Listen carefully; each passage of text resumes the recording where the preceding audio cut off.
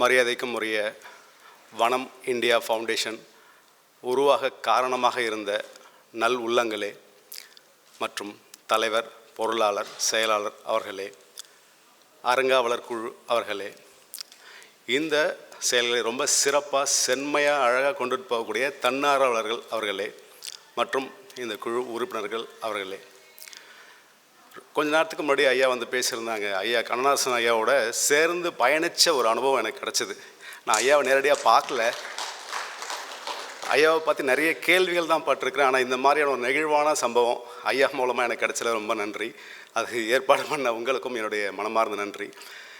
மற்றும் சத்யானந்தா யோகா மையம் சென்னை அவர்களுக்கும், கன்ஹா சாந்திவனம் ஹைதராபாத் அவர்களுக்கும், இங்கே குழுமி இருக்கக்கூடிய ஒவ்வொருவரும் பெரும் ஆளுமையாக இருக்கக்கூடிய பெருந்தகைகளாக இருக்கக்கூடிய உங்கள் ஒவ்வொருவருக்கும் என்னுடைய மனமார்ந்த வணக்கத்தினை தெரிவித்துக் கொள்கின்றேன். இங்கே எல்லாமே நிறைகுடமாக இருக்குங்க. நான் நிறைய இடங்களில் நிறைய பேச்சுகளில் நிறைய மாணவர்களும் சரி, பொது இடங்களும் சரி, அங்கே பார்க்குறதுக்கும் இங்கே பார்க்குறதுக்கும் எனக்கு பெரிய நிறைகுடத்துக்கிட்ட பேசுகிற மாதிரி இருக்குது. அப்போ நான் கவனச்சிதறலாகவும் பேச முடியாது, ரொம்பவும் கவனமாக எடுத்துக்கொள்ள சூழலாகவும் இருக்குது. ரொம்ப பேரன்போட ரொம்ப என்ன சொல்கிறதுன்னா ரொம்ப உள்ளம் ரொம்ப மகிழ்ச்சியாக நான் ஃபீல் பண்ணுறேன். ஏன்னா உங்களுக்கு தெரியாத விஷயத்த நான் ஒன்றும் சொல்ல போகிறதில்ல. ஏன்னா என்னோடய அறிவில் மூத்தவர்கள், என்னோடய அனுபவத்தில் மூத்தவர்கள் நீங்கள் இருக்கிறீங்க. எனக்கு புரிவட்ட ஒரு சில விஷயங்கள் நான் உங்கள்கிட்ட பகிர்ந்துக்க தான் விரும்புகிறேன், வேறு ஒன்றும் இல்லை. என்னென்னா, இந்த பிரபஞ்சம் ரொம்ப பெருசுங்க. இந்த பிரபஞ்சம் இவ்வளோ பெரிய பெருசாக இருக்கிறதுல பூமிங்கிறது ஒரு சின்ன பகுதி தான். இந்த சின்ன பகுதியாக இருக்கக்கூடிய பூமிக்குள்ளே இருக்கக்கூடிய எல்லா ஜீவராசிகளும் வாழ்வதற்கான அடிப்படை ரகசியம் இந்த ரெண்டு விஷயந்தாங்க. இந்த ரெண்டு விஷயத்துக்காக தான் எல்லா உயிரினங்களும் போட்டி போட்டு வாழுது, எல்லாமே இயற்கையில் நடந்துக்கிட்டே இருக்குது. இந்த ரெண்டு விஷயம் மட்டும் இல்லை அப்படின்னு சொன்னால் இந்த செயல்பாடுகள் எதுவுமே இல்லாமல் எல்லாம் பொம்மை மாதிரி ஆயிருங்க. அப்போது இந்த மாதிரியான விஷயங்கள் நீங்கள் எல்லாத்துக்குமான ஒரு மூல காரணியாக, அது ஒரு இன்ஸ்பிரேஷனாக, இதுக்கான செயல்பாடுகள் தூக்கத்திற்கான அடிப்படை காரணமாக இந்த ரெண்டு விஷயங்கள் தாங்க இருக்குது. என்னென்னு பார்த்தீங்கன்னா, ஒன்று பசி, இன்னொன்று இனச்சேர்க்கை. இந்த ரெண்டுத்துக்காக தான் எல்லா ஜீவராசிகளும் இடம்பெயர்ந்து ஒன்று ஒன்று போயிட்டே இருக்குது. அப்போது ஒரு சிங்கத்துக்கு பசிச்சா மட்டும்தான் போய் மானை வேட்டையாடுது, ஒரு மானுக்கு பசிச்சா மட்டும்தான் போய் புல்லை திங்குது. அப்போது பசி அப்படிங்கிற ஒரு உணர்வு இருக்கும்போது தான் நம்ம இன்னும் கொஞ்சம் அதிகமான தேடுதல், அதிகமான வேலைகள். நம்ம இப்போ போய் விவசாயமே செய்கிறோன்னு வச்சுக்கோங்களேன், நமக்கு பசிக்கிறதுனால தான். இவ்வளோ விவசாயம் செய்கிறோம், மாதம் மாதம் ஏதோ வேலைக்கு போகிறோம், ஏதோ சம்பாதிக்கிறோம், திரும்ப மளிகை பொருள் வாங்குகிறோம். நம்ம உணவின் தேவைக்காக தான் பெரும்பகுதி நம்மளுடைய நடமாட்டம் என்பது இருக்குது. அப்போது இந்த இயற்கையோட பண்பில் இந்த பசி அப்படிங்கிறது ரெண்டு வகையாக இறைவன் படைச்சிருக்கிறார். ஒன்று என்னன்னு பார்த்தீங்கன்னா, இந்த மரம், செடி, கொடிகள் எல்லாமே பார்த்திங்கன்னா அவங்களுக்கும் பசிக்கும் தானே. மரம், செடி, கொடிகளுக்கெல்லாம் பசிக்கும் போது அவங்க எங்கேருந்து உணவை எடுத்துக்கிறாங்க அப்படின்னு சொன்னால், சூரிய ஒளிகள் மூலமாக, பூமியிலிருந்து தண்ணீர் மூலயமாக, மண் மூலயமாக, இந்த மாதிரி எல்லா உணவுகளும் தான் இருந்த இடத்துலேருந்து உற்பத்தி பண்ணி சாப்பிட்டுக்கிறாங்க. யோசிச்சு பாருங்கள், ஏதாவது ஒரு மரம், செடி ஏதாவது ஆன்லைனுக்கு ஃபோன் போட்டு, எப்போ நான் 4வது தெருவில் 3வது மரம் இருக்கிறேன், எனக்கு சாப்பாடு கொண்டு வான்னு கேட்குதா? எதுவும் கேட்குறதில்ல. இல்லை. அப்போது தன்னுடைய உணவு தேவையை தானே பூர்த்தி பண்ணிக்கிறது மட்டும் இல்லாமல் தான் நிர்ண இடத்துலேருந்து வேறு எங்கேயும் இடம் மாறி போகலை. இப்போ நான் என் வீட்டில் ஒரு மாமரம் வச்சுருக்கிறேன் அப்படின்னா அதுக்கு தண்ணி ஊற்றி எல்லாமே செஞ்சுட்டேன், உரம் கொடுத்து எல்லாம் பண்ணிட்டேன். ஒரு 4-5 வருஷம் கழித்து திரும்ப அந்த மாமரத்துக்கும் எனக்கு ஒரு சின்ன ஒரு மனஸ்தாபம் வந்துருச்சு. நான் அந்த மாமரத்தை திட்டேன்னு வச்சுக்கோங்களேன், அது அங்கேருந்து ஒரு 10 அடி தள்ளி பக்கத்து வீட்டுக்கு போயிடுதா என்ன? இல்லை. அப்போது நிரந்தரமாக தான் இருக்கக்கூடிய ஒரே இடத்துலேருந்து தான் உணவை உற்பத்தி பண்ணி மற்ற எல்லா ஜீவராசிகளும் கொடுத்துக்கிறதுக்கிற வேலைகளை ரொம்ப சிறப்பாக மரங்கள் செஞ்சுக்கிட்டே தாங்க இருக்குது. இன்னொன்று பார்த்திங்கன்னா, இந்த நகர்ந்து செல்லக்கூடிய எல்லா ஜீவராசிகளும், மரம் எப்படி மரம், செடி, கொடி நிரந்தரமாக ஒரே இடத்துல கான்ஸ்டண்ட்டாக நிற்குதோ, அது மாதிரி எல்லா ஜீவராசிகளும் நகர்ந்து செல்லக்கூடிய எல்லா ஜீவராசிகளுக்குமான உணவு யார் கொடுக்குறான்னா மரம், செடி, கொடி தான் கொடுக்குது. ஆடு, மாடு, கோழி, நீங்கன்னா எல்லாத்துக்குமான உணவு எங்கேருந்து கிடைக்குது? மரம், செடி, கொடிகள்கிட்ட தான் கிடைக்குது. அப்போது மனித சமூகமே இல்லைன்னா கூட மரம், செடி, கொடிகள் பொழைச்சிக்கும். ஏன்னா அதுக்கான உணவாதாரம் வெயிலேருந்து வந்துடுது. இல்லை, நான் சொல்லிடுறேங்க, நான் கை தூக்குறேன், அப்புறம் பார்த்துக்கலாம். அப்போது மரம், செடி, கொடிகள் நமக்கான நிரந்தரமான உணவு கொடுத்துட்டே இருக்குது.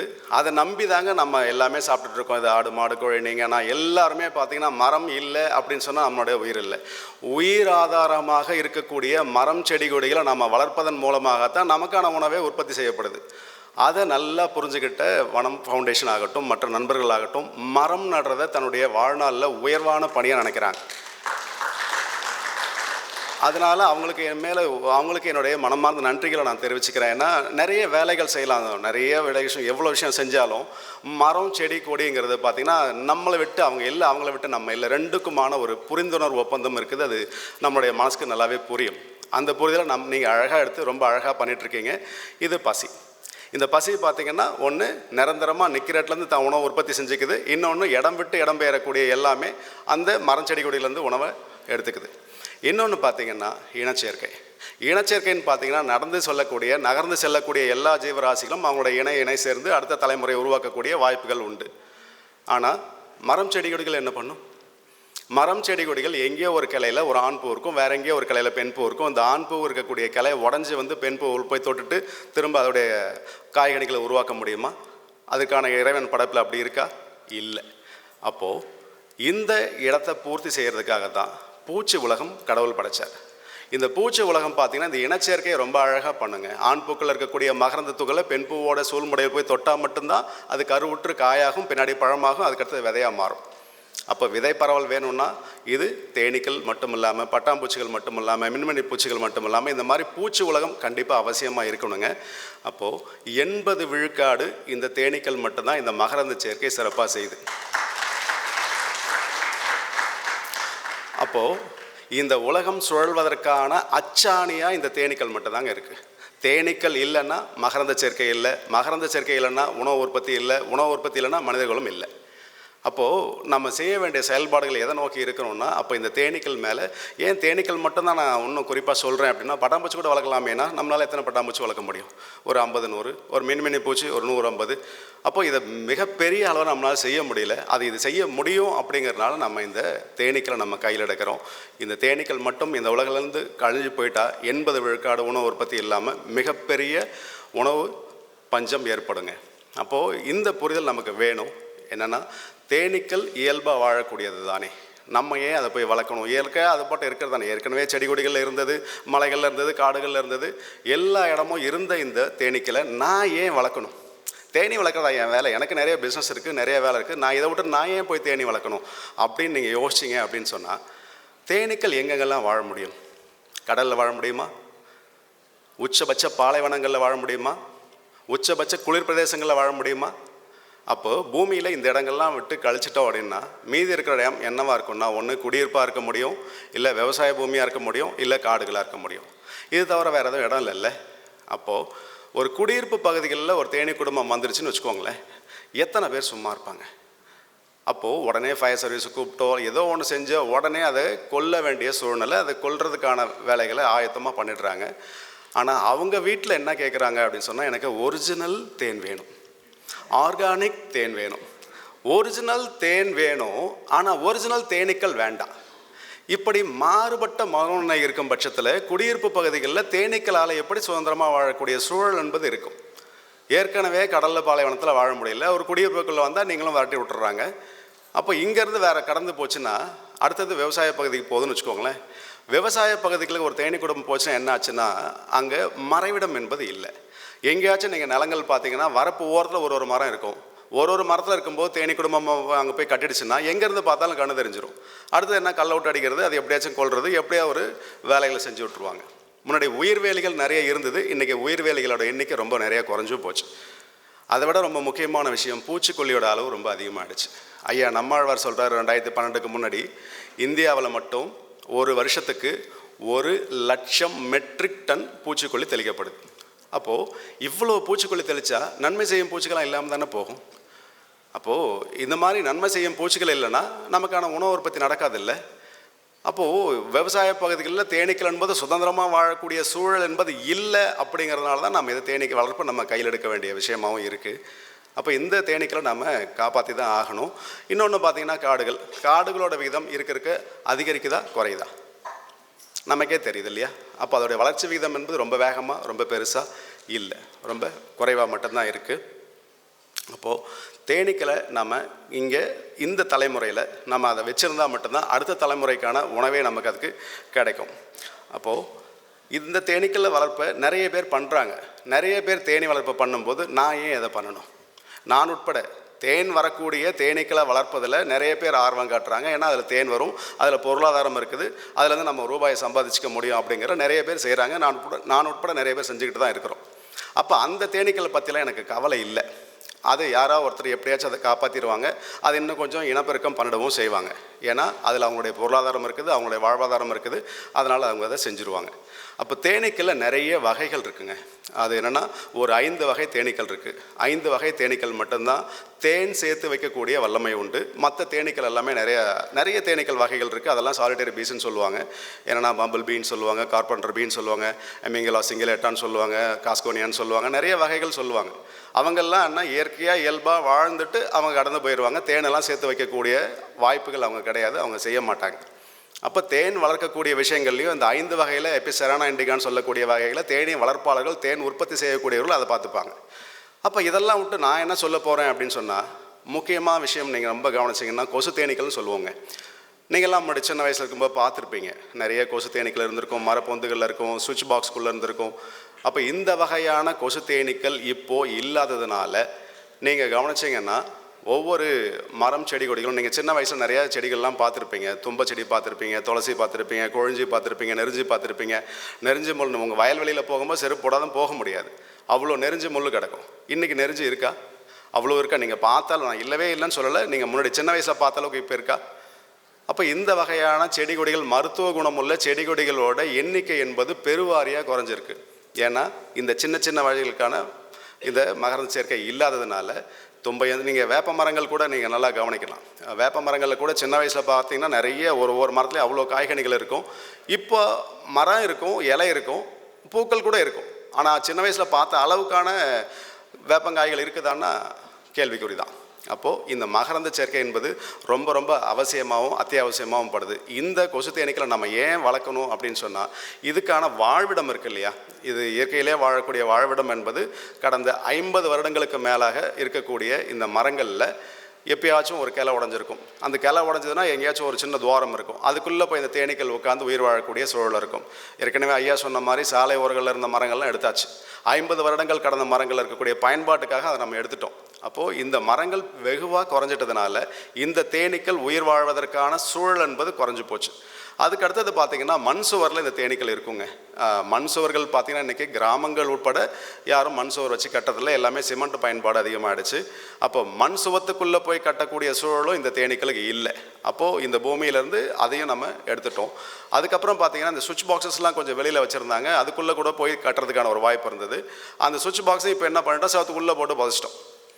அப்போது இந்த சுற்றுச்சூழலில் எங்கேயுமே வாழ வழி கொடுக்கலன்னா, எங்கேயுமே வாழ வழி இல்லைன்னா, நான் அந்த தேனீக்கள் எப்படி இன்னும் இனப்பெருக்கம் அதிகமாகும், எப்படி அடுத்த தலைமுறையில் உருவாக்கும், அடுத்த தலைமுறைக்கான உணவு இல்லை, நிறைய பற்றாக்குறை, நிறைய சிக்கல்கள் இருக்கும்போது எப்படி அதை இன்னும் கொஞ்சம் இனவெறித்து அதிகமாகும். அப்போது இந்த சூழ்நிலை நம்ம கருத்தில் கொண்டு இந்த தேனீ வளர்ப்பை இது மகரந்த சேர்க்கைக்காக மட்டும் நான் சொல்கிறது என்னென்னா, தெளிவான நோக்கம், தெளிவான சிந்தனை வேணுங்க. இதுலேருந்து தேன் எடுத்துக்கிறதுக்காக நான் பேசலை, தேன் எடுத்து நம்ம விற்பனை பண்ணுறதுக்காக பேசலை. ஏன்னா வனம் ஃபவுண்டேஷன் இது நீங்கள் செய்கிற அளவுக்கெல்லாம் நான் ஒன்றும் செய்யலை. அப்போது உங்களோட இணையும் போது எனக்கு பெரிய பாரம் குறைஞ்சிச்சு. நான் உண்மையிலே நான் பார்க்க போனேன்னா, நான் நிறைய இடங்களில் பேசிகிட்டு இருக்கும்போது எனக்கு அந்த வலி குறையாது, இன்னும் வலி அதிகமாகிட்டு தான் போகும். இன்னும் கருத்தை புரிஞ்சிக்கலையே, இதோட ஆழத்தை புரிஞ்சிக்கலையே அப்படின்ற ஒரு ஆதங்கம் எனக்குள்ளே இருந்துகிட்டே இருக்கும். வனம் ஃபவுண்டேஷனுக்கு வந்து நான் பேசும்போது, இது சொல்லும்போது என்னுடைய பாரத்தை உங்கள் தலையில் நான் இறக்கி வச்சுட்டேன். என்னுடைய பாரம் கொஞ்சம் குறைஞ்சிடுச்சு, உங்களுடைய பாரம் கொஞ்சம் கூடிடுச்சுன்னே வச்சுக்கோங்க. அப்போது இந்த கொசு தேனீக்கள் அவசியம் இருந்தே ஆகணும். இது பல்வேறு வகையாக இருக்குது. இது நான் சிக்கிம்லேயும் சரி, மெகாலயாவிலும் சரி, அங்கே இருக்கக்கூடிய தேனீ வளர்ப்புகளை இங்கேருந்து நான் ஆதரவு கொடுத்துட்ருக்கிறேன், அங்கேருந்து நான் செயல்படுத்திகிட்டு இருக்கேன். இங்கேயுமே தமிழகத்தில் பல்வேறு இடங்களில் இந்த கொசு தேனீக்கள் இருக்குது. அந்த இடங்கள்லேருந்து முழுமையாக நான் அகற்றக்கூட நான் விரும்பலை. அங்கேருந்து கொஞ்சம் உற்பத்தி பண்ணி அங்கேருந்து கொஞ்சம் எடுத்து கொண்டு வரணும்னு தான் நான் ஆசைப்பட்றேன். ஏன்னா என்கிட்டையும் அந்தளவுக்கு கொசு தேனீக்கள் இல்லை. நான் ஒரு 50 பெட்டிகள் மட்டும் தான் வச்சுருக்கேன். ஏன்னா அது தேனீக்களும் எனக்குமான பந்தம், அதோட காதல் என்பது ரொம்ப ஆழமாக இருக்கிறதுனால அந்த பெட்டிகள் என்னால் விற்கிறதுலாம் யோசிக்கவே முடியல. ஆனாலும் ஒரு பெட்டியை நான் உங்களுக்கு அன்பளிப்பாக கொடுக்கறதுக்கு நேற்று நைட்டே புறப்பட்டு எடுத்துகிட்டு வந்து வச்சுட்டேன். ஏன்னா இந்த வனம் ஃபவுண்டேஷன் மூலமா இந்த கொசு தேனீக்கள் இருக்குது, இதோடைய வேலைகள் என்ன செய்யுது அப்படிங்கிறத நம்ம புரிஞ்சுக்கிட்டோம் அப்படின்னா இந்த விதை பரவல் நடக்குங்க. இந்த கொசு தேனீக்கள் வளர்க்கறதுனால என்ன நன்மை கிடைக்கும் அப்படின்னா விதை பரவல் கண்டிப்பாக நடக்கும். இது பெரிய பெரிய விதைகள்லாம் மட்டும் இல்லாமல் சின்ன சின்ன விதைகள் எல்லாமே, ஒவ்வொரு விதைகளும் இன்னும் கொஞ்சம் பல்லுயிர் சூழல் இன்னும் கொஞ்சம் அதிகமாகிறதுக்கான சூழ்நிலையை இந்த கொசு தேனீக்கள் தாங்க கொண்டு வந்து கொடுக்குது. வாங்கய்யா உட்காருங்க. அப்போது இந்த கொசு தேனீக்களை நாம் வைக்கும்போது என்ன கிடைக்கும் அப்படின்னு சொன்னால் விதை பரவல் கிடைக்கும். நிறைய லட்சக்கணக்கான விதைகள் நிறைய பரவி விழும்போது அது மேட்டில் விழும், பள்ளத்தில் விழும், பாறையில் விழும், ரோட்டில் விழும், எங்கே வேணாலும் விழும். அடுத்து எதெல்லாம் முளைச்சிக்கிறதுக்கான வாய்ப்பு இருக்கோ அது மட்டும் தான் முளைச்சிக்கும். அப்போது லட்சக்கணக்கான விதைகள் பரவும் போது சில நூற்றுக்கணக்கான செடிகள் தான் முளைச்சிக்கிறதுக்கான வாய்ப்பு இருக்குது. அப்போ இங்கே விதை பரவல் நடக்கும்போதே நூற்றுக்கணக்கான விதைகள் தான் விதை பரவல் நடக்கும்போது அது எப்படி அப்புறம் அடுத்த தலைமுறை எப்படி அதிகமாக மீட்டருவாக்கம் ஆக்க முடியும்? அதனால தான் இப்போ நீங்கள் பார்க்கக்கூடிய தும்பை செடியோட குறைஞ்சி போனதுக்கான முக்கிய காரணம் இதுதான். அப்போது விதை சேகரிப்பு சங்கங்கள் நிறைய பேர், நண்பர்கள் நிறைய பேர் இருக்கிறாங்க. அவங்களுக்கு இந்த நேரத்தில் என்னோடய நன்றியை உறுதியாக்குறேன். அவர்கள் என்ன எதிர்பார்க்குறாங்க, என்ன செய்கிறாங்கன்னா, எனக்கு நேரடியாக வெண்டைக்காய் வேணும், வெண்டைக்காயில் 100 வகையாக நான் கொடுக்குறேன். மாமரம் வேணும், மாமரத்தில் 100 வகை கொடுக்குறேன். நேரடியாக எனக்கு உணவு தரக்கூடிய எல்லா விதைகளும் அவர்கள்ட்ட இருக்கும். தும்பை செடியோட விதை கேட்டிங்கன்னா இருக்குமான்னு எனக்கு தெரியல. ஏன்னா தும்பை செடியை நம்ம வளர்த்து அதுலேருந்து நம்ம எதுவும் உணவு எடுத்துக்க போகிறது இல்லை. நேரடி பலன் தராத இந்த சின்ன சின்ன சிற்றுயிர்களை, சின்ன சின்ன உயிர்களை காப்பாற்றக்கூடிய இந்த என்னென்னா மின்மினி பூச்சி நீங்கள் நிறைய பேர் கவனிச்சிருப்பீங்க. இப்போ இருக்கான்னு தெரியல, நீங்கள் உங்கள் பகுதியில் இருக்கான்னு எனக்கு தெரியல. அப்போ அவங்களுக்கு யார் சாப்பாடு போடுவா? சின்ன சின்ன பூச்சிகள், அந்த பூச்சி உலகம் இருக்கு இல்லையா, அவங்களுக்கான உணவு உற்பத்தியை நம்ம கொடுத்தா மட்டும்தான் அவங்க சாப்பிட்டு இங்கே சந்தோஷமாக வாழ்ந்து அவங்களோட இனத்தை இன்னும் இனவர்த்தி செய்ய முடியும். அப்போது சின்ன உயிர்கள் இங்கே உயிர் வாழணும் அப்படின்னு சொன்னால் அதுக்கான அவசியம் இங்கே தேவை இருக்குது. அதுக்கான வேலைகளும் ரொம்ப அவசியமாக இருக்குது. அப்போது விதை சேகரிப்பாளர்கள் என்ன செய்யணும்னா, நமக்கு வெண்டைக்காய் மட்டும் கொடு, மாங்காய் கொடு, புளியாங்காய் கொடுன்னு அப்படி கேட்குறத விட்டுட்டு நம்ம இந்த மாதிரி கொழிஞ்சி செடி கேட்குறதோ, தும்பை செடி கேட்குறதோ, இது மாதிரி தொட்டாசனிங்க கேட்குறதோ, இந்த மாதிரி செடி கொடிகளை நம்ம இன்னும் கொஞ்சம் அவங்கள்ட்ட விதைகள் கேட்கும்போது இந்த விதைகள் நம்மை விட்டு அழிந்து போகாமல் இன்னும் கொஞ்சம் காப்பாற்றி நம்ம கையிலே வச்சுருக்கவும் முடியும். அப்போ விதை பரவல் ரொம்ப ரொம்ப அவசியமாக தேவைப்படுதுன்னா அப்போ கொசு தேனீக்கள்னு சொல்லக்கூடிய இந்த சின்ன வகை தேனீக்கள் அவசியம் இருந்தால் மட்டும்தாங்க இது நடக்கும். இது மட்டும் இல்லை, இது கிராஸ் பாலினேஷன் சொல்லுவாங்க. அதாவது இப்போது 251 வகையான கத்திரிக்காய் முன்னாடிலாம் இருந்தது. இப்பயும் பல்வேறு வகையான கத்திரிக்காய் நம்ம பார்க்குறோம். வேலூரில் பார்த்தோன்னா முள்ளு கத்திரிக்காய்ன்னு சொல்கிறோம். இந்த வேலூரில் மட்டும் ஏன் முள்ளு கத்திரிக்காய் வரணும்? அப்போது இயற்கை முடிவு பண்ணது அந்த வட்டார பகுதியில் இருக்கக்கூடிய மக்களுக்கு, ரொம்ப சூடான மக்களுக்கு, அவங்களுக்கு இந்த உணவு சாப்பிட்டா அது நல்லதுன்னு இயற்கை முடிவு பண்ணி அங்கே கிராஸ் பாலினேஷன் நடந்து அந்த வகையான உணவு அங்கே உற்பத்தி ஆகுது. அப்போ நம்ம இந்த ஊரில் இருக்கிறோம் இல்லையா, இந்த ஊரில் இருக்கும்போது இந்த உள்ளூர் மாவட்டத்துக்கு நம்மளுடைய உடம்புக்கு என்ன தேவைன்னு இயற்கை முடிவு பண்ணி அது நமக்கு ஒரு புது வரவாக கொடுக்கணும் அப்படின்னு சொன்னால் இங்கே நமக்கு கிராஸ் பாலினேஷன் நடக்கிறதுக்கான தேனீக்கள் இருந்தே ஆகணும்ல. அப்போ கிராஸ் பாலினேஷன் நடக்க இயற்கையே கொடுக்கணும்னு முடிவு பண்ணால் கூட அதுக்கான வாங்கிக்கிறதுக்கான நமக்கு அந்த வாய்ப்புகள் குறையுதில்ல. அப்போது தேனீக்கள் இருக்கும் பட்சத்தில் இந்த கிராஸ் பாலினேஷன் சொல்லக்கூடிய புதிய மினியேச்சர் கிரியேட் ஆகிறதுக்கான ஒரு அடிப்படை காரணியாக நம்ம இந்த தேனீக்களை நம்ம பார்க்கணுங்க. இது மட்டும் இல்லை, இப்போ ஒரு சூரிய வெளிச்சம் நேரடியாக தரையில் படுதுன்னு வச்சுக்கோங்களேன், தரை என்ன ஆகும்? சூடாக தானே செய்யும். அப்போ நேரடியாக சூரிய வெளிச்சம் படும்போது பூமி வெப்பமடையத்தான் செய்யும். அந்த இடத்துல நிறைய விதைகள் இருந்ததுன்னா, செடி கொடிகள் இருந்ததுன்னா, அந்த செடி கொடிகள் நிறைய பரவி வந்ததும் போது சூரிய வெளிச்சத்தை உள்வாங்கி தான் உணவாக உற்பத்தி பண்ணி அதை ஆடு மாடுக்காகவோ இல்லை பழங்களாகவோ மாற்றி கொடுக்கும். சூரிய வெளிச்சம் உள்வாங்கிறதுனால பூமியோட வெப்பம் இன்னும் குறையிறதுக்கான கிளைமேட்டிக் சேஞ்சஸ்க்கு நம்ம நிறைய சொல்கிறோம். நிறைய காரணங்கள் இருக்குது.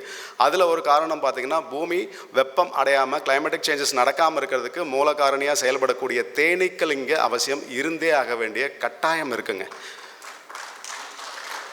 அப்போது இந்த வகையான தேனீக்களை நம்ம கையில் எடுக்காமல் தவறிட்டோம் அப்படின்னு சொன்னால், இப்போ கிட்டத்தட்ட இது ஒரு நம்ம இப்போ மழை பெஞ்சா ரெட் அலர்ட் கொடுக்குறோம். ரெட் அலர்ட் எதுக்காக கொடுக்குறோம்? நம்ம கொஞ்சம் பாதுகாப்பாக இருக்குன்னு சொல்லி. எனக்கு தெரிஞ்சு யாரும் ரெட் அலர்ட் கொடுத்ததா எனக்கு தெரியல. ஆனால் ரெட் அலர்ட்டையும் தாண்டின வேலைகள் நம்ம இப்போ ரொம்ப அதிவேகமாக ரொம்ப சீரியஸாக பண்ண வேண்டிய விஷயமா இந்த தேனீ வளர்ப்பை நான் பார்க்குறேன். தேனீ வளர்ப்புன்னா தேன் உற்பத்தி பண்ணி அந்த தேனீ வளர்ப்பை நான் சொல்லலை. அதாவது விதைகள் உற்பத்தி செய்யக்கூடிய இந்த வகை தேனீக்களை இதை நம்ம வச்சுருந்தோம்னு சொன்னால் இது அதிகபட்சம் ஒரு 400 மீட்டர் தாங்க போகும். ரொம்ப தூரம்லாம் போக முடியாது இந்த தேனீக்களால். ஏன்னா இதோட நினைவாற்றல் அவ்வளோதான் இருக்கும். ஒரு 2 கிலோமீட்டர் 3 கிலோமீட்டர்லாம் போயிட்டு வராது. ஒவ்வொரு 400 மீட்டர் இடைவெளியிலையும் இந்த கொசு தேனீக்கள் என்பது இங்கேவே நம்ம உள்ளூரில் இருக்கக்கூடிய அடிப்படை வேலைகளை நம்ம இப்போவே செய்ய ஆரம்பித்தா கூட இன்னும் 4-5 வருஷங்கள் ஆகும். ஏன்னா அவ்வளவு கொசு தேனீக்கள் இப்போ இல்லை, ரொம்ப அழிவின் விளிம்பில் இருக்குது. நிறைய இப்போ நீங்கள் மரம் நடுறீங்க, இப்போ எல்லாம் செய்கிறீங்க, எல்லாம் ரைட்டு. இப்போ நம்ம மரம் நட்ட மரங்கள்லாம் காய்க்கணும்ல. மரம் நட்டுட்டோம், தண்ணியை ஊற்றிட்டோம், பெருசாக வளர்ந்துருச்சு, ரொம்ப மகிழ்ச்சி, ரொம்ப சந்தோஷம். நான் நம்மளை சொல்லலை, பொதுவெளியில் சொல்கிறேன், காடுகளில் சொல்கிறேன். மரம் வளர்ந்த பிற்பாடு அதுவாக இந்த தேனீக்கள் மூலமாக இனச்சேர்க்கை மூலமாக எல்லாம் நடந்து விதை பரவல் நடக்கும்போது நிறைய ஒரு குருவி வந்து சாப்பிடும், அணில் வந்து சாப்பிடும். அந்த விதையை அதுவாக இனப்பெருக்கம் பண்ணும்போது நிறைய வரும்ல. ஒரு வனம் இயற்கையாக வனமாகிறதுக்கு இயற்கையோட உதவியும் தேவையில்லை. நம்ம சின்ன வனமாக இருக்கிறோம், இங்கே திருப்பூரில் பல இடத்துல நம்ம எப்படியாச்சும் காப்பாற்றுறோம். ஏதோ நம்மளுடைய முடிஞ்ச வேலைகள் நம்மளால் செஞ்சுக்கிட்டு தான் இருக்கிறோம். ரொம்ப சிறப்பாகவும் செய்கிறீங்க. ஐயா சொன்ன மாதிரி இது இந்தியா மட்டுமல்ல, இந்தியாவை தாண்டியும் இதோடைய கிளைகள் பரப்பணும். ஏன்னா இங்கேருந்து நிறைய தொழில்நுட்பத்துக்காக நீங்கள் வெளியூருக்கு போகிறீங்க, வெளிநாடுகள் போகிறீங்க. இப்போ ஐயா மெல்போர்ன் சொன்னார், இப்போ ஆஸ்திரேலியா சொன்னார். இப்போ அந்த மாதிரி இங்கே இருக்கக்கூடிய கருத்துக்களை நீங்கள் கொண்டு போய் சேர்க்கும் போதும் நம்மளுடைய வனம் என்பது இவ்வளோ பெரிய வேலைகள் செஞ்சுட்டு இருக்கணும் போது இதை இன்னும் கொஞ்சம் அதிகப்படுத்தி சொல்லும்போது அங்கே ஏதோ ஒரு மரம் நடட்டுமே, அங்கே ஏதோ ஒரு காய்கள் வரட்டுமே, அதுக்கான கிரெடிட் நமக்கு கிடைக்கும் இல்லையா? இதை நான் எப்படி நான் பார்க்குறேன் அப்படின்னா, நீங்கள் வெறும் மரம் நடுறத மரமாக மட்டும் நான் பார்க்கல. இப்போது ஒரு விவசாயி இருக்கிறாரு, விவசாயி ஒரு மாமரத்தை வைக்கிறாரு. ஒரு மாமரத்தை வச்சு அது மாங்காய் காய்க்குது, அது எல்லாமே அதுக்கான ஏர் உழறது, அதுக்கான உணவு கொடுக்கறது, தண்ணி கொடுக்கறது, உரம் கொடுக்கறது எல்லாமே செய்கிறாரு. 5 வருஷம் கழித்து அவர் 1 கிலோ மாம்பழம் வருதுன்னு வச்சுக்கோங்களேன். அதை கொண்டு போய் அவர் சந்தையில் விற்கிறார். நம்ம சந்தையில் போய் ஒரு 100 ரூபா காசு கொடுத்து வாங்குகிறோம். அந்த 100 ரூபாய் என்பது யாருக்கு சொந்தமாக இருக்குது? ஏன்னா விவசாயி நிலம் வாங்கினார், மரம் நட்டார், தண்ணி ஊற்றினார், உரம் கொடுத்தாரு, 5 வருஷம் காத்திருந்தார், அதை ஆடு மாடு சாப்பிடாமல் பார்த்துருந்தாரு, அது பழுக்கிற வரைக்கும் பழுத்துக்கணும் சந்தைப்படுத்தினார். அதுக்கப்புறம் தான் 100 ரூபா கிடச்சிது. அந்த 100 ரூபாங்கிறது அந்த விவசாயிக்கு தான் நீங்கள் அந்த 100 ரூபா கொடுக்குறீங்க. அந்த மாமரத்துக்கு என்ன கொடுத்தீங்க? மாமரம் அங்கேருந்து சூரிய வெளிச்சத்துலேருந்து அதோடைய உழைப்பில் அதோடைய குழந்தைய அடுத்த தலைமுறை அதை உருவாக்குது. அடுத்து உருவாக்கி நமக்காக என்ன மனுஷங்களுக்கு மட்டும் கொடுக்குது, ஆடு மாடு யார் போனாலும் கொடுக்குது. ஒரு 1000 காய் காய்ச்சிடுச்சுன்னா நிறைய காய்ச்சிட்டேன், நான் ஒரு 10 காய் சாப்பிட்றேன்னு மாமரமே திரும்ப சாப்பிட்டுக்கிறது இல்லை. எல்லாத்துக்கும் வாரி வாரி தானே கொடுத்துக்குது. அப்போ நம்ம சாப்பிடக்கூடிய உணவு அப்படிங்கிறது எங்கேயோ எப்பயோ யாராலேயோ ஒரு உழைப்பின் மூலயமா கிடைச்ச அந்த ஊதியத்தை தான் நம்ம கொடுக்குறோமே தவிர அந்த மரம் செடிகளுக்கான கிரெடிட்டை நம்ம கொடுக்கவே இல்லை. அப்போ அதிகபட்சமாக நம்ம என்ன யோசிக்கிறேன் அப்படின்னு சொன்னால், நீங்கள் சாப்பிடும்போது உங்கள் உணவு உங்கள் தட்டுக்கு வந்துருச்சு அப்படின்னு சொன்னால் அந்த மரம் செடி அது எதுவாக வேணா, அது பழமாக இருக்கலாம், உணவாக இருக்கலாம், அரிசியாக இருக்கலாம், என்ன வேணா இருக்கலாம், அது செடி கொடிகள் மூலமாக தானே வந்திருக்க முடியும். இப்போ நீங்கள் ஒரு இறைச்சி சாப்பிட்டா கூட மானை சாப்பிட முடியாது, ஒரு ஆடுன்னு வச்சுக்கோ. ஆடை சாப்பிட்டா கூட என்னென்னா, ஆடு போய் புல்லை திங்கினா தானே ஆடையை சாப்பிட முடியும். அப்போது அதுக்கான கிரெடிட் இருக்குல்ல. அப்போது உங்களுடைய உணவுக்கு நீங்கள் முதல்ல நன்றி சொல்ல பழகிட்டீங்க அப்படின்னு சொன்னால் அந்த உணவு உங்கள்கிட்ட பேசும். அது நீங்கள் அமெரிக்காவிலேருந்து வந்த பழமாக இருக்கலாம், ஆஸ்திரேலியாவிலேருந்து வந்த பழமாக கூட இருக்கலாம். அந்த பழத்துக்கு நீங்கள் நன்றி சொல்லும்போது அது தாய் அங்கே மகிழ்ச்சி கொள்ளும். அது இன்னும் கொஞ்சம் அது இனம் புரியாத சந்தோஷம். அது நீங்கள் சொல்லி பாருங்கள், நீங்கள் சாப்பிடும்போது சொல்லி பாருங்கள். அதோடைய மகிழ்ச்சி, அது இயற்கைக்கு நீங்கள் சொல்கிற நன்றிங்கிறது இயற்கை உங்களுக்கு ஒரு நாள் திரும்ப நன்றி சொல்லும்போது அதை உங்களால் தாங்கிக்க முடியாது. அந்த அளவுக்கு வாரி வாரி கொடுத்துக்கிட்டே இருக்கும். உங்களுக்கு சந்தோஷத்தை வாரி கொடுக்கும், நிம்மதியை வாரி கொடுக்கும், ரொம்ப பாசிட்டிவ் எனர்ஜியை கொடுத்துக்கிட்டே இருக்குங்க. அதுதான் நான் இதில் பார்க்குறேன். ஏன்னா இப்போது எனக்கு என்ன மனசில் படுதுன்னா, இன்றைய சூழலில் ஒரு 10 பேர் திருமணம் ஆச்சுன்னு வச்சுக்கோங்களேன். ஒரு 2-3 பேருக்கு குழந்தை பேர் தள்ளி போகுதில்ல, பிறக்கலன்னு சொல்ல வரல, கொஞ்சம் தள்ளி போகுது நீங்கள் பார்க்குறீங்கல்ல. அப்போது அவங்களுக்கான மனநிலை எப்படி இருக்கும்? எனக்கான இந்த பூமியில் அடுத்த குழந்தை இல்லையே அப்படிங்கிற மன வருத்தம் எவ்வளோ இருக்கும்? அப்போது அவ்வளோ மன வருத்தத்தோடு தானே ஒவ்வொரு மரம் செடி கொடியும் இப்போ இருக்குது. ஏன்னா என்கிட்ட ஆண் பூக்கள் இருக்குது, பெண் பூக்கள் இருக்குது, என்கிட்ட எந்த குறையும் இல்லை. பாலினேட்டர்ஸ் சொல்லக்கூடிய பாலினேஷன்றது நம்ம ரொம்ப லேசாக சொல்லிடுறோங்க. பாலினேஷன் சொல்லும்போது அது ஏதோ ஒன்று நம்ம படிக்கும்போது அது நமக்கு உள்ள குத்தலை. ஆனால் பாலினேஷன் அப்படிங்கிறது இஸ் ஈக்குவல் டு மேட்டிங், இனச்சேர்க்கை தானே. அப்போது இனச்சேர்க்கைன்னு சொன்னால் மட்டும்தான் நமக்கு புரியும். இனச்சேர்க்கை நம்ம இன்னையிலேருந்து மனித சமூகம் அடுத்த 100 வருஷத்துக்கு பண்ணலைன்னா மனித சமூகம் இருக்காது. அப்போது ஒவ்வொரு மரம் செடிகளும் ஏங்கிக்கிட்டு தானே இருக்குது. என்னுடைய குழந்தை இந்த பூமிக்கு நான் கொடுக்கணும், ஏன்ப்பா என்கிட்ட ஆண் பூ இருக்குது, பெண் பூ இருக்குது, என்கிட்ட எந்த தப்பும் இல்லை, நான் சரியாக தான் இருக்கிறேன், பாலினேட்டர்ஸ் வாங்கன்னு நான் கூப்பிட்றேன், ஏங்கி தவிச்சிட்டு இருக்கேன், ஒருத்தரும் வரலையே, அதுக்கு நான் என்ன பண்ண முடியும்னு ஒவ்வொரு மரம் கதறிக்கிட்டு தான் இருக்குது. அப்போது இது காடுகள்லையோ வனங்கள்லையோ இந்த மாதிரியான இனச்சேர்க்கை செய்வதற்கு, அது பட்டாம்பூச்சி ஆகட்டும், தேனி ஆகட்டும், வண்டாகட்டும், குருவிகளாகட்டும், தென்றல் காற்று ஆகட்டும், இவைகள் எல்லாமே வருவாங்க நம்ம ரொம்ப ஈகராக ரொம்ப தனித்துவமாக எதிர்பார்த்து காத்துக்கிட்டு இருக்கிறாங்க. அப்போது உங்கள் பகுதியில் நான் தேனி வளர்ப்பட நீங்களாக வைக்கணும்னு கூட இல்லை. உங்கள் பகுதியில் இருக்கக்கூடிய தேனீக்களை விரட்டாமல் கொல்லாமல் அது இயற்கையில் இருக்கட்டும் அப்படின்னு நீங்கள் விட்டுட்டிங்கன்னா மட்டும் போதும், அது அதோடைய வேலைகளை செய்யும். சமீபமாக கடந்த ஒரு 5-6 வருஷங்களுக்கு முன்னாடி உங்களுக்கு தெரியும், கும்பகோணத்தில் ஒரு விபத்து, தீ விபத்து நடந்தது பள்ளி குழந்தைகளுக்கு. அது பார்க்கும்போது உங்களுக்கு ஒவ்வொருத்தருக்கும் எவ்வளோ மன வலி, எவ்வளோ வருத்தமாக இருந்திருக்குன்னு உங்களுக்கு தெரியும். அது மாதிரி தான் ஒவ்வொரு தேனியும் இறந்து போகும்போது என் மனம் விரும்புகிறது.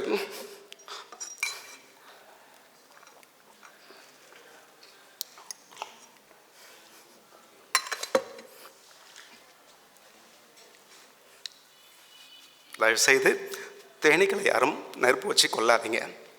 அவங்களுக்கு அங்கே இருக்க பிடிக்கலையா, அது உங்களுக்கு ஒரு ரைட்ஸ் இருக்குது. இந்த தேனீக்கள் இங்கே இருக்கக்கூடாதுன்னு நினைக்கிறீங்க, அது பரவாயில்ல. ஆனால் கொல்றதுக்கு எந்த விதமான ரைட்ஸ் இல்லைல்ல.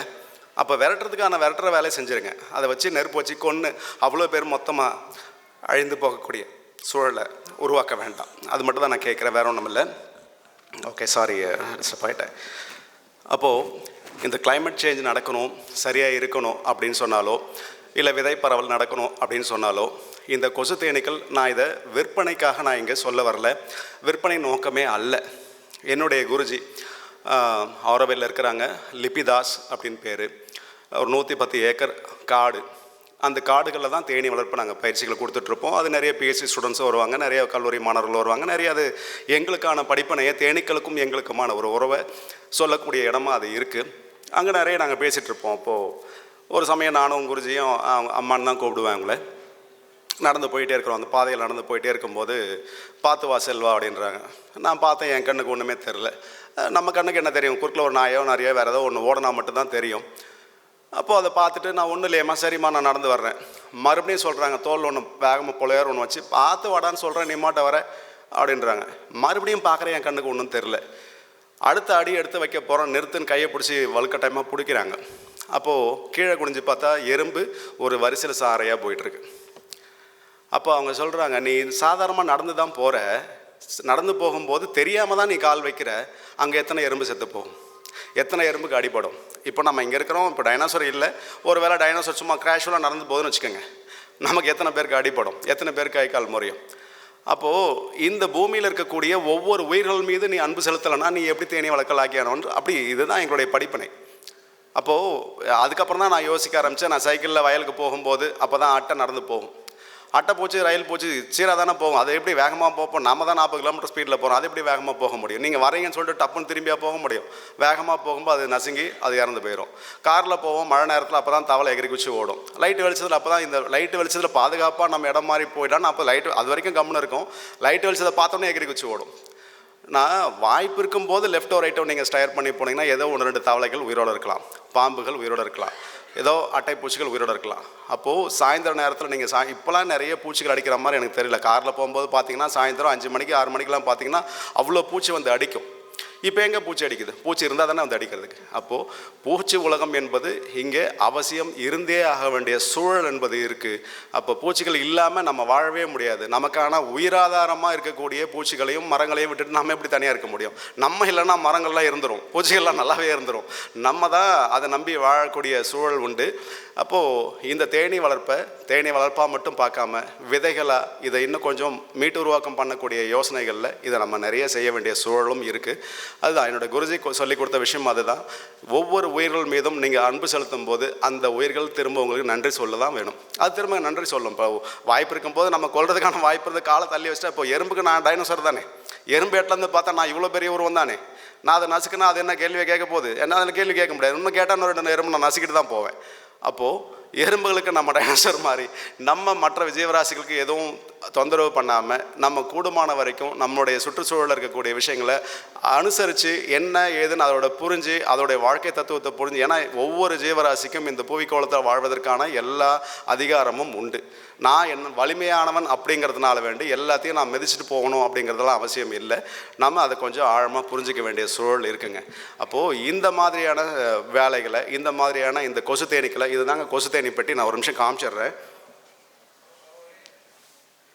இதுதான் நீங்கள் வழக்கமாக பெட்டி அப்படின்னு பார்த்தா ரொம்ப பெருசாக இருக்கும், அதில் நிறையா தேனீக்கள் பறந்து போகும், நிறைய கொட்டும். இது கொட்டவே கொட்டாது, கொடுக்கு இல்லாத தேனி. அப்போ வீட்டில் வச்சுக்க முடியும். நம்ம நிறைய மாடி தோட்டம் வச்சுருக்கிறோம், மாடி தோட்டம் வச்சு நிறைய காய்கறிகள் உருவாக்கணும்னு நம்ம ஆசைப்பட்றோம். ஆனால் அங்கே மகரந்த சேர்க்கை இல்லாமல் என்ன பண்ணுறோம், ஷேட் நட்டை போட்டு கட்டிடுறோம். ஒரு பூச்சி கூட உள்ளே வரக்கூடாது. ஆனால் இங்கே காய் காய்க்கணும்னா எப்படி? காய்க்கவே மாட்டுது, எப்படி காய்க்கும்? அப்போது உள்ள பூச்சிகள் வரணுங்க. அப்போது இந்த மாதிரியான கொசு தேனி பெட்டிகளை நீங்கள் வச்சுருந்தீங்கன்னா இது எந்த விதமான பராமரிப்பும் கிடையாது. குறைந்தபட்சம் 100 வருஷம், குறைஞ்சபட்சம் 200 வருஷம். இந்த பலகை வீணாக போச்சுன்னா அப்போ தான் அது வீணாக போகும். அந்த அளவுக்கு இது உள்ளே இருக்கக்கூடிய நோய் மேலாண்மையோ எந்த விதமான சிரமமோ எந்த வேலையும் செய்ய வேண்டிய அவசியம் இல்லை. இது ஒரு தேனீ குடும்பத்தை நீங்கள் வீட்டில் வச்சுட்டு உங்கள் வீட்டில் ஒரு குழந்தை மாதிரி வச்சுக்க முடியும். உங்கள் வீட்டில் சின்ன குழந்தைங்க வந்து தள்ளி விட்டாலோ பிரச்சனை இல்லை. பெரிய தேனீனா தேனீ கொட்டுன்ற பயம் கூட இருக்கலாம். ஆனால் இந்த வகையான தேனீக்கள் கொட்டாது, கொடுக்கல. பார்த்தீங்கன்னா ரொம்ப கொசு மாதிரி ரொம்ப சின்னதாக இருக்கும். இது நீங்கள் கிட்ட வந்து அப்புறமே பார்க்கலாம். அப்போ இந்த வகையான தேனீக்களை நம்ம வீட்டில் முதல்ல வச்சுக்குவோம்.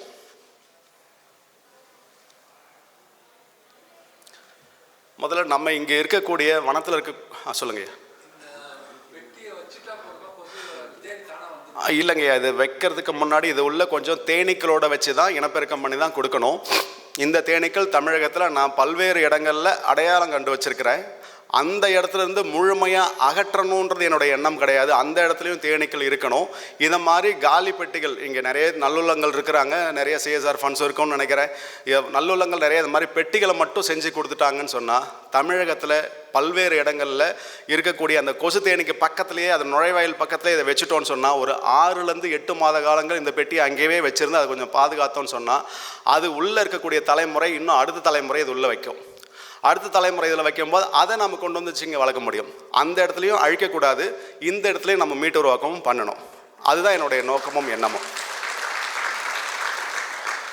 நம்ம வீடுகளில் நம்ம செடி கொடிகள் கூட வைக்கும்போது நம்ம வீட்டில் ஒரு வீட்டில் நம்ம குழந்த மாதிரி நம்ம இதை வச்சுக்கவும் முடியும். அப்போ இங்கே இவ்வளோ செடி கொடிகள்லாம் இருக்குது இல்லையா? இப்போ இந்த இவ்வளோ செடி கொடிகள் இருக்கும்போது இங்கே நான் கவனித்தேன், இங்கேருந்து வரும்போது பார்த்தா நிறைய மரங்கள் இருந்தது. ஆனால் கீழே பார்த்தீங்கன்னா தரைதளங்களில் இருக்கக்கூடிய சிற்றுயிர்கள் வாழ்வதற்கான ஒரு சூழல் கொஞ்சம் குறைவாக இருக்குது. நான் தவறாக சொல்கிறேன்னு நினைக்காதீங்க.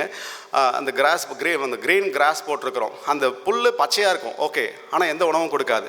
அதுவே அந்த இடத்துல இந்த பட்ரோஸ்ன்னு சொல்லுவோம் இல்லையா, சின்ன ரோஜா, அதை நம்ம போட்டோன்னா டெய்லி பூ பூக்கும். அதே மாதிரி பச்சையாகவும் இருக்கும். அதை நோக்கி நிறைய சிற்றுயிர்கள் வரும்.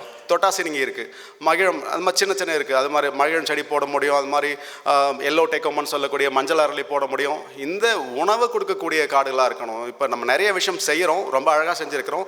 தரைதளங்களில் ரொம்ப பெருசாக வளராமல் ஒரு 1.5 அடி 1 அடிக்குள்ளே, ஏன்னா நிறையா வளர்ந்துட்டு அதில் பூச்சி ஏதாவது வந்துடும் ஒரு பயம் இருக்கும், நடந்து போகக்கூடிய பாதையாக இருக்குது. அதனால் பெருசாக வர வேண்டியது அவசியம் இல்லை. சின்னதாக இதை போடுறதுனால தண்ணீரை இழுத்து பிடிச்சி வச்சுக்கும். நேரடியாக வெயில் அடிச்சதுன்னா தண்ணி காஞ்சி போயிடும். அடிக்கடி தண்ணீர் பற்றாக்குறையை கொஞ்சம் பாதுகாக்கிறதுக்காகவும் இந்த செடிகளை நீங்கள் நிறைய போட்டுட்டீங்க. நீங்கள் தொட்டாசி நீங்கள் கூட போட்டிங்கன்னா சின்ன பசங்க வந்து விளையாடும்ல, தொட்டா டக்குன்னு ஒரு இலை சுருங்குச்சுன்னா நமக்கே இன்றைக்கி சந்தோஷமாக தானே இருக்கும். நீங்கள் போய் ஒரு செடியை தொடுறீங்க, டக்குன்னு சுருங்கிடுது, இலையெல்லாம் சுருங்குது, பார்த்தா நமக்கு ஒரு இனம் புரியாத சந்தோஷம் வருது இல்லை? அப்போ அந்த மாதிரி செடி கொடிகளை நம்ம நிறைய வச்சுட்டோம் அப்படின்னு சொன்னால் குழந்தைகள் விளையாடுவாங்க, சிற்றுயிர்கள் நல்லாயிருக்கும். நடந்து போகும்போது ஏதோ தட்டி விழுந்தால் கூட ஒரு அழகாக ஜாலியாக இருக்கும். ஒரு இயற்கைக்கும் நமக்குமான நெருங்கிய பந்தம் இருக்குங்க. இதை ரொடால்ஃப் ஸ்டைனர் ரொம்ப அழகாக சொல்கிறாரு. இயற்கை இல்லாமல் நம்ம இல்லை, நம்ம அவங்களோட இணைஞ்சிக்கிறதுக்கான சூழல் நம்ம அது கூட கனெக்ட் ஆகவே இல்லை. நம்ம வாட்டில் எனக்கு வேலை இருக்குது நம்ம வேறு இடத்துல தான் நம்ம வேலை செஞ்சிட்ருக்கிறோம். நம்ம திரும்ப இங்கே வரவே இல்லை. அப்போது இது கூட நிறைய இணைஞ்சு நிறைய வேலை செய்யும் போது மரம் செடி கொடிகள் பேசும்போது அவர்களுடைய மொழியை நம்ம அழகாக புரிஞ்சிக்கவும் முடியும். எத்தனை பேர் இதில் உணர்வீங்கன்னு தெரியல. மரம் செடி கொடிகள் எல்லாமே பேசும். நீங்கள் பேச முடியும். நீங்கள் வளர்த்த மரம், நீங்கள் வளர்த்த செடி, உங்கள் வீட்டில் சும்மா ஏதோ ஒரு தக்காளி வச்சுட்டிங்க, அது தக்காளி பிஞ்சு விட்டுருச்சு, காய் வந்துடுச்சு, எத்தனை பேருக்கு அதை பறிக்க மனசு வரும்?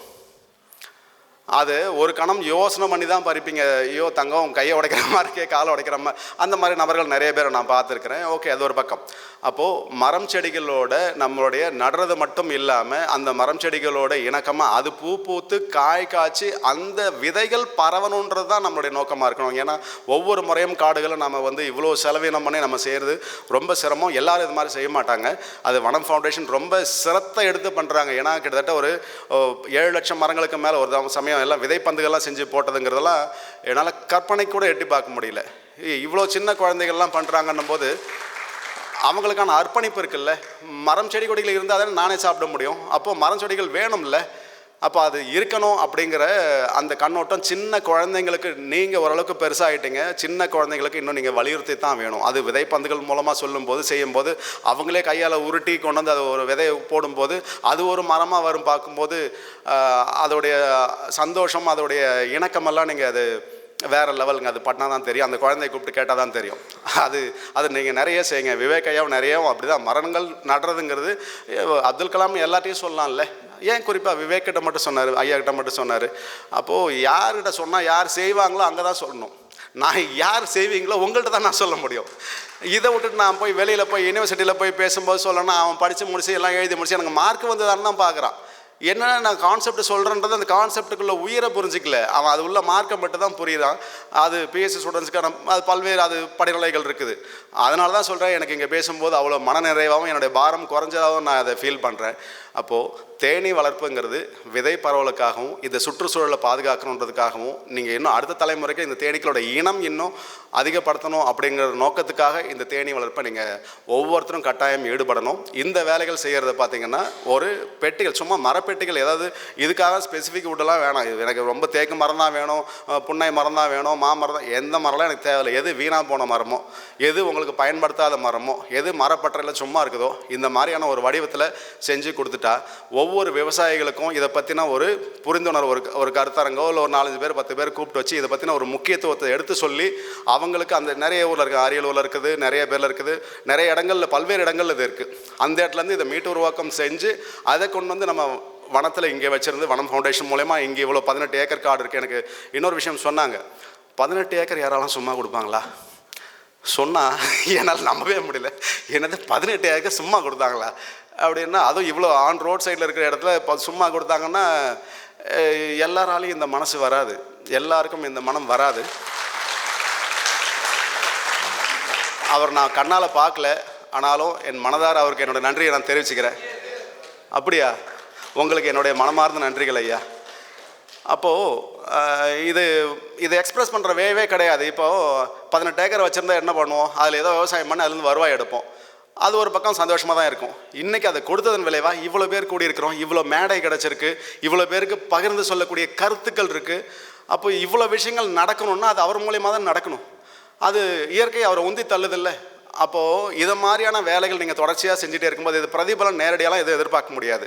பிரதிபலன் எதிர்பார்க்காம நீங்கள் மனசில் செஞ்சதை தோணுனே டப்புன்னு செஞ்சுட்டிங்கன்னா அதற்கான எல்லா பலனும் உங்களுக்கு இறை பார்த்துக்கிட்டு தான் இருக்குது, கடவுள் பார்த்துக்கிட்டு தான் இருக்கார். உங்களுக்கு சந்தோஷத்தை வாரி கொடுத்துட்டே இருப்பார். பணம் எவ்வளோ கோடி வந்தாலும், 2 கோடி வந்தாலும், 3 கோடி வரும்போது 3ஆவது கோடிக்கு அதில் வேல்யூ இல்லை. எனக்கு என்ன கிடச்சிருச்சு இல்லை. அப்போ பணத்தை விட இவ்வளோ மக்கள் பயனடைகிறாங்க, இவ்வளோ மக்கள் சந்தோஷமாக இருக்கிறாங்க, இவ்வளோ நிகழ்ச்சிகள் நடக்குது, நிறைய குழந்தைகள்லாம் கூட வர வச்சு நிறைய விசேஷம் செய்வாங்கன்னு சொல்கிறாங்க. காலையில் கொஞ்சம் பேர் பார்த்தா வாக்கிங் போகிறாங்க, சாயந்தரம் வாக்கிங் போகிறாங்க. நகர்ப்பகுதியில் இது எங்கேருந்து சாத்தியம்? இது நகர்ப்புறத்தில் குருவி கூடு, புறா கூடு மாதிரி எல்லாத்தையும் ஃபுல்லாக கட்டிடுறாங்க. இந்த வீட்டில் தான் அவங்கள எச்சு தூப்புனா கூட அவங்க வீட்டில் தான் போய் விழுது. அப்போது இந்த மாதிரியான புறா கூண்டல் இல்லாமல் இந்த மாதிரி ஒரு சுதந்திரமான இடம் சூழல் இருக்குது, இங்கே வந்து நடந்து போகக்கூடிய ஒரு சுவாசம் இருக்குது, காற்று இருக்குது. இது மாதிரியான ஒரு எக்கோசிஸ்டம் பில்ட் பண்ணுறதுக்கான அவருக்கு மீண்டும் என்னுடைய நன்றியை நான் தெரிவிச்சுக்கிறேன். இது மாதிரி நீங்கள் அவர் கொடுத்த இடத்துல இன்னும் கொஞ்சம் நிறைய சிறப்பாக செயல்பட்டுருக்கிறீங்க. உங்களுக்கும் என்னுடைய நெஞ்சார்ந்த நன்றியை நான் தெரிவிச்சுக்கிறேன். மேலும் நான் திரும்ப சொல்ல வேண்டிய விஷயம் இது ஒன்று தான், தேனீக்கள் இல்லாமல் மகரந்த சேர்க்கை இல்லை. மகரந்த சேர்க்கை என்பது மகரந்த சேர்க்கை மட்டுமில்லை, it's for pollination is equal to matting. அப்போது இந்த மேட்டிங் ப்ராசஸ் நடந்தால் தான் மரங்கள் காய்க்கும், மரங்கள் காய்ச்சா தான் நமக்கான உணவு உற்பத்தி நடக்கும். 3 1 விழுக்காடு இது தேனீக்களால் மட்டும்தான் உலகத்தில் உணவு உற்பத்தி நடக்குது. 2011 ஒரு சர்வே ஒன்று எடுத்தாங்க. கிட்டத்தட்ட இந்த பாலினேஷன் சொல்லக்கூடிய, அதாவது நீங்கள் தென்னை மரம் நிறைய வச்சுருப்பீங்கன்னு நினைக்கிறேன். தென்னை மரத்தில் ஒரு பாலை வெடிச்சதுன்னு சொன்னால் அந்த பாலைக்குள்ளே நிறைய பூக்கள் இருக்கும், நிறைய கதிர்கள் இருக்கும். ஆண் பூக்கள் பார்த்திங்கன்னா நிறைய ஆயிரக்கணக்கில் இருக்கும். பெண் பூன்னு சொல்லக்கூடிய குறும்பைகள் நிறைய இருக்கும். ஆண் பூக்கள் பார்த்திங்கன்னா 18வது நாளில் மறந்துடும். அந்த மலர்ந்த அந்த மகரந்த துகள் 23வது நாள்லேருந்து 27வது நாளுக்குள்ளே அந்த குறும்பைன்னு சொல்லக்கூடிய பெண் பூவோட அந்த சூழ்முறையில் போய் அந்த மகரந்த துகள் பட்டால் மட்டும்தான் அது கருவுற்று காயாக மாறும். இல்லைன்னா அந்த குறும்பை உதிர்ந்து கீழே விழுந்துடும். நீங்கள் மரத்துக்கு தண்ணி கொடுத்துருப்பீங்க, உரம் கொடுத்துருப்பீங்க, எல்லாம் கொடுத்துருப்பீங்க. மகரந்த சேர்க்கை செய்யலை, நடக்கலை அப்படின்னு சொன்னால் அந்த காய் மரத்தில் வச்சுக்காது, கீழே உதிர்த்து விட்டுரும். அப்படியே நீங்கள் ரொம்ப வலுவான மரமாக இருந்தால் உள்ளே தேங்காய் இருக்காது, வெறும் மட்டும்தான் இருக்கும். அதை இன்சஃபிஷியன்ட் பாலினேஷன் சொல்கிறாங்க. இந்த அயல் மகரந்த சேர்க்கையின் குறைபாட்டினால விவசாயிகளுக்கு ஏற்படக்கூடிய நஷ்டம் மட்டும் 2011 ஒரு சர்வே எடுக்கும்போது 30,000 கோடி ரூபாய். எவ்வளோ? 30,000 கோடி ரூபாய் விவசாயிகளுக்கு நஷ்டம். இதனால் நீங்கள் எல்லா விவசாயத்துக்கு உரம் கொடுத்தாச்சு, தண்ணி கொடுத்தாச்சு, எல்லா வேலையும் செஞ்சாச்சு, ஆனால் பலன் மட்டும் கிடைக்கல. எதனாலன்னா மகரந்த சேர்க்கை இல்லை. அப்போது இந்த விஷயத்தை ரொம்ப ஆழமாக உட்கொண்டு ஒவ்வொருத்தரும் அதை புரிஞ்சுக்கிட்டு இந்த தேனீ வளர்ப்பை, அதாவது மகரந்த சேர்க்கை நடக்கணும் அப்படிங்கிற விதத்தில் இந்த தேனீ வளர்ப்பை நீங்கள் ஒவ்வொருத்தரும் முன்னெடுத்து செல்வீங்க அப்படின்னு நான் நம்புகிறேன். நிறைய நேரம் இருக்கா? முடிச்சுக்கலாமா? ஓகே. இந்த வாய்ப்பை எனக்கு கொடுத்த சத்யானந்தா யோகா சென்டர் அவர்களுக்கும் கன்ஹா சாந்திவனம் ஹைதராபாத் அவர்களுக்கும் மற்றும் வனம் ஃபவுண்டேஷன் அவர்களுக்கும் என்னுடைய நெஞ்சார்ந்த நன்றிகளை நான் தெரிவித்துக் கொள்கின்றேன். நன்றி, வணக்கம். என்னங்க புரியல?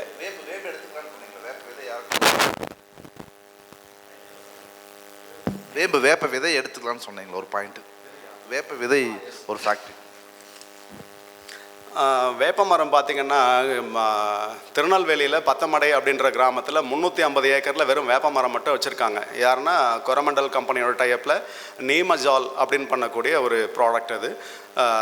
வேப்ப மரத்துலேருந்து அந்த வேப்பங்கொட்டைகளை எடுத்து காய வச்சு அதை எண்ணெயாக மாற்றி அசாட் ரியாக்ஷன் பண்ணி 1 லிட்டர் 8,000 ரூபா 10,000 ரூபாய்க்கு விற்கிறாங்க. நம்ம பகுதிகளில் இது மாதிரி வளர்ந்த கொஞ்சம் வனமான ஃப்ரீயாக இருக்கிற இடத்துல வேப்ப மரங்கள் நிறைய நீங்கள் நட்டுட்டீங்கன்னு சொன்னால் அவங்களோட ஒரு MOU சைன் பண்ணிக்கலாம். அது வேப்பங்கொட்டைகளை அவங்க கிலோ இவ்வளோ ரூபாய்க்குன்னு முன் பணமாக கொடுத்துட்டு ஒரு கான்ட்ராக்ட் சைன் பண்ணி நம்ம எடுத்துக்க முடியும். அவங்களுக்கு அவ்வளோ தேவை இருக்குது, அவ்வளோ பத்தலை. அவ்வளோ என்னென்னா அவங்க தமிழ்நாட்டில் எடுத்து ஆந்திராவை எடுத்து, ஏன்னா அது தாண்டி மேலே போனால் வேப்ப மரம் கிடையாது. இந்த ஈக்குவேட்டர் ஜோனில் மட்டும்தான் வேப்ப மரம் வளரும். அது ரொம்ப உயரமான இடத்துக்கு போயிடுச்சுன்னா வேப்ப மரம் வளராது, காய்க்காது. அப்போ இந்த மாதிரியான இடங்கள் இருக்கக்கூடிய வேப்ப மரத்தில் வரக்கூடிய வேப்பங்காய்களை அவங்க நிரந்தரமாக எடுத்துக்கிறாங்க. MOU சைன் பண்ணி எடுத்துக்குவாங்க. அது சம்மந்தமாக நான் தலைவர்கிட்ட நான் நிறைய விஷயம் சொல்கிறேன். விவசாயிகள் இங்கே புறம்போக்கு இடமா இருக்குது, இங்கே சும்மா இருக்குது, காலியான இடமா இருக்குது, இதில் மழை பொழிவு சரியாக இல்லை, சரியாக விளையாது, எந்த பொருளும் வராது அப்படின்னா வேப்ப மரம் நட்டிங்கன்னா வரும்.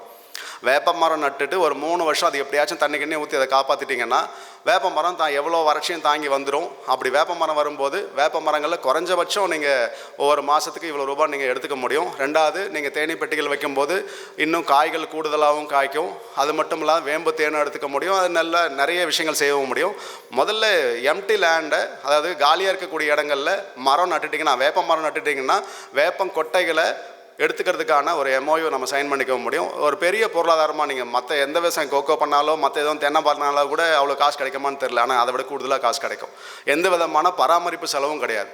அப்போ இந்த வேப்ப மரங்களை காலி இடங்களில் நீங்கள் நிறைய அதை நட்டுட்டீங்க அப்படின்னு சொன்னால் அதுக்கான ஒரு எப்படி நம்ம தென்னை மரம் நட்டுட்டு ஒரு வருவாய் எதிர்பார்க்குறோமோ அது மாதிரி வேப்ப மரம் நட்டுட்டு நம்ம வந்து பெருசாக வருவாய் எடுத்துக்க முடியும். ஏன்னா இந்த வேப்ப எண்ணெய்களை உற்பத்தி பண்ணி அவங்க ஆஸ்திரேலியா நிறைய நாடுகளுக்கு ஏற்றுமதி பண்ணுறாங்க. நம்ம இயற்கை விவசாயம் எப்படி பண்ணுறோமோ அதே மாதிரி இயற்கை விவசாயத்துக்கான பூச்சி வெரைட்டி பார்த்திங்கன்னா இந்த எண்ணெயிலேருந்து தான் பண்ணுறாங்க. இது நிறைய அசாட் ரியாக்ட் பண்ணி நிறைய இதுக்கான சயின்டிஸ்டோட டீமில் நான் இருக்கிறேன். இங்கே ஒரு 850 ஏக்கர் கடலூரில் இருக்குது. அந்த ரிசர்ச் டீமோட நான் வேலை செஞ்சுட்ருக்கிறேன். அங்கேயுமே தேனீ வளர்ப்பு வச்சுருக்கிறேன். ஏன்னா பாலினேஷன் மூலமாக, மகரந்த சேர்க்கை மூலமாக அங்கே காய்கள் நிறைய காய்க்கல நாங்கள் அவ்வளோ வருத்தப்பட்டுருக்குறாங்க. அப்போ இந்த பகுதியில் ஐயாவும் சொன்னார் நிறைய காய்களும் இருக்குது அப்படின்னு சொன்னார். அப்போது இங்கே இது மாதிரி எம்டி இடங்களில் இருக்கக்கூடிய நீங்கள் வேப்ப மரம் நட்டிங்கன்னா பெருசாக பராமரிப்பு ஒன்றும் இல்லை, உங்களுக்கே தெரியும்.